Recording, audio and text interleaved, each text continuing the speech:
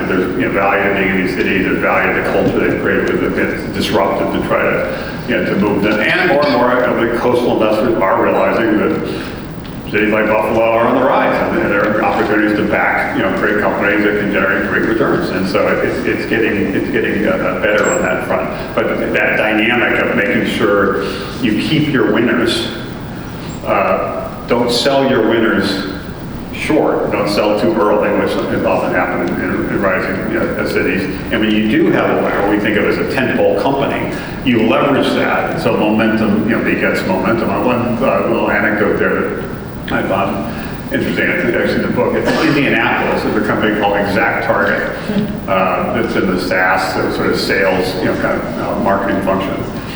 They almost sold that company to Salesforce 10 or 12 years ago, I think for like $70 million. They had agreed to sell.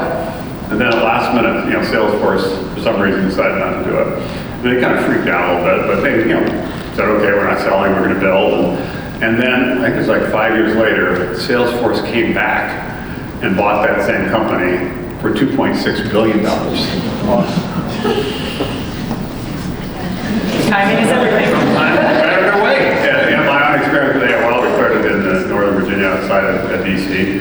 We had several offers when we were, one was from a competitor, actually in Ohio, called CompuServe to buy us for $60 or $70 million.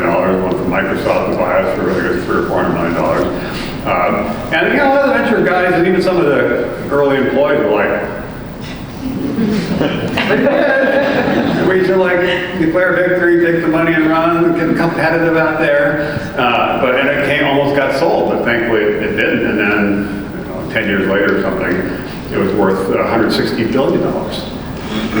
Good thing we didn't sell. The way. For 60, 70. So that dynamic of trying to nurture, support all the entrepreneurs trying to do different things, as some scale up, make sure they have access to the capital and talent and partnerships they need for the next phase, and figure out ways to encourage them and make it easy for them to stay where they are and build where they are, and then let it run to the point where it's okay, now is a good time to go public and or potentially sell to somebody, but leverage that success to create the next generation of successes. That's how these ecosystems really develop. The classic case of momentum begets momentum.